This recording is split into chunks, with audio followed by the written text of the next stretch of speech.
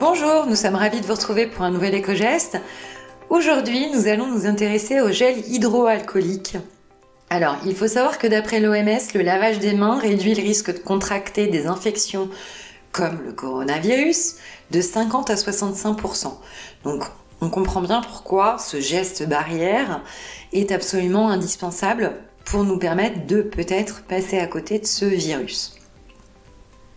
On rappellera ici qu'il est quand même conseillé de privilégier le lavage des mains au gel hydroalcoolique quand on le peut. Mais maintenant, on a du gel en permanence dans notre quotidien et donc ça demeure néanmoins une alternative au lavage des mains avec de l'eau et du savon. Alors plusieurs options. On peut bien sûr acheter son gel hydroalcoolique dans le commerce. Dans ce cas-là, il faut veiller à la teneur en éthanol, 60% minimum. Extrêmement important.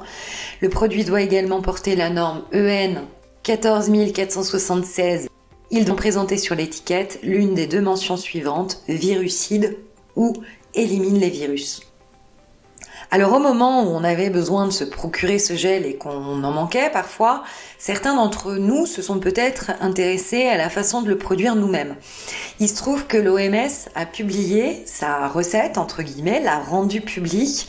Alors attention toutefois, la recette qui a été rendue publique par l'OMS est quand même destinée à des sites de production pharmaceutique ou en tout cas équipés de moyens de réaliser ce gel hydroalcoolique dans des quantités peut-être un peu plus importantes que celles que nous, on va avoir besoin de produire à domicile. Et la recette qu'on va vous partager aujourd'hui, c'est notamment une recette qui a été mise à la disposition des pharmacies. Donc attention, le fait qu'elle soit publique ne veut pas dire pour autant que vous n'allez pas manipuler des produits qui peuvent être dangereux. Donc on prend toutes les précautions d'usage, à savoir des gants pour se protéger les mains, des lunettes. On fait attention à être dans un espace qui est correctement ventilé. Et puis, on tient éloigné l'ensemble des composants et le gel hydroalcoolique une fois reconstitué avec les ingrédients qu'on va vous donner, à l'écart de toute source de chaleur et de toute flamme. Alors, pour créer notre gel, on va avoir besoin d'alcool pour tuer les virus et les bactéries, c'est vraiment l'agent actif, de peroxyde d'hydrogène qui peut éliminer les spores bactériennes qui sont potentiellement présentes dans le flacon, et de glycérine qui va agir comme un émollient et hydratant.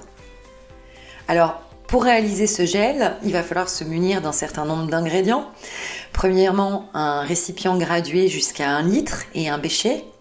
Dans le récipient d'1 litre, on va ajouter un certain nombre d'ingrédients, on va vous les lister maintenant, on vous laisse les prendre en note. Alors 833 ml d'alcool, donc éthanol à 96% ou isopropanol 99,8%, 41,7 ml d'eau oxygénée ou peroxyde d'hydrogène à 3%, et 14,5 ml de glycérine ou du glycérol à 98%. Une fois qu'on a réuni tous ces ingrédients, on va porter de l'eau à ébullition. Une fois qu'elle bout, on la laisse refroidir et nous allons la retrouver un petit peu plus loin dans la recette. Alors comment faire ? On va, dans notre récipient gradué d'1 litre, rajouter 833 ml d'alcool, donc éthanol ou isopropanol, 41,7 ml d'eau oxygénée ou peroxyde d'hydrogène et 14,5 ml de glycérine. Attention à bien respecter le dosage, il est extrêmement important. Une fois qu'on a rassemblé tous ces ingrédients dans notre récipient gradué d'1 litre, on va venir y ajouter l'eau qu'on a fait bouillir préalablement refroidie et on va en ajouter de façon à atteindre la graduation de 1 litre. On va bien mélanger l'ensemble avec une spatule. Et sans attendre, on va répartir immédiatement la solution dans plusieurs flacons en verre ou en plastique stérilisés qu'on pourra bien refermer par vissage. Donc attention à bien prendre des flacons verre ou plastique qui puissent être refermés avec un bouchon vissable. Ceci afin d'éviter l'évaporation. Et une fois qu'on a réparti notre solution dans l'ensemble de nos flacons, il faudra attendre au minimum 3 jours avant de pouvoir utiliser votre gel hydroalcoolique. Autre règle de bon usage, on pensera à étiqueter les flacons avec le nom de la préparation qu'ils contiennent. On pensera à bien les garder hors de portée des enfants et éloignés de toute source de chaleur ou même de flamme.